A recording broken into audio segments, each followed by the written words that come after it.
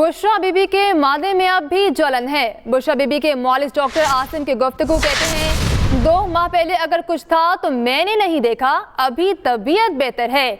माजी में कुछ हुआ तो मैं कुछ नहीं कह सकता। अभी फूड पॉइजनिंग के कोई असरात नहीं है, उनकी तबीयत 100% ठीक नहीं है।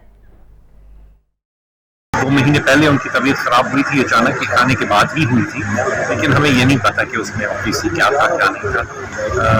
इस वक्त कोई एविडेंस ऐसी नहीं है कि उनको पॉइजनिंग हो रही है। अगर इन द पास्ट कुछ हुआ है तो मैं कह नहीं सकता, लेकिन इसके बावजूद क्योंकि उनकी अभी भी तबीयत पूरी 100% ठीक नहीं हुई, तो मैंने रेकमेंड किया है कि कुछ खून के टेस्ट होने चाहिए उनके, और एक कैमरा टेस्ट होना चाहिए, मुंह के जरिए कैमरा डाल के खाने की नाली का और मैदे का अंदर से मुआयना करना चाहिए, जिसको गैस्ट्रोस्कोपी या एंडोस्कोपी कहते हैं। वो मेरे ख्याल से ज़रूरी है। मलीगाला में उनको देखा, पिम्स के 4 डॉक्टर्स की टीम भी मेरे साथ थी, उनका भी यही मशवरा था कि यही टेस्ट होना चाहिए जो मैंने रेकमेंड किया है। तो अब इंशाल्लाह इंतज़ामिया हमें बताएंगे कि कब ये पॉसिबल है। इसी पर मजीद बात करते हैं। फयाज महमूद हमारे साथ मौजूद हैं। फयाज, बताइएगा क्या तफसीलात हैं?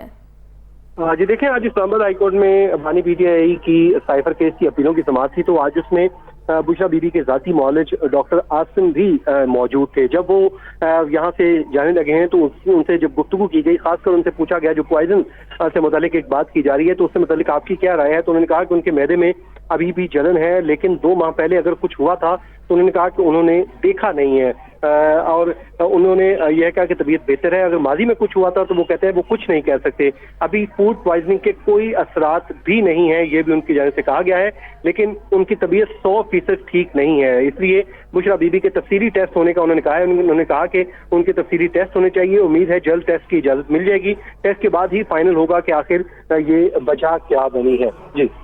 जी फयाज महमूद, आपका शुक्रिया।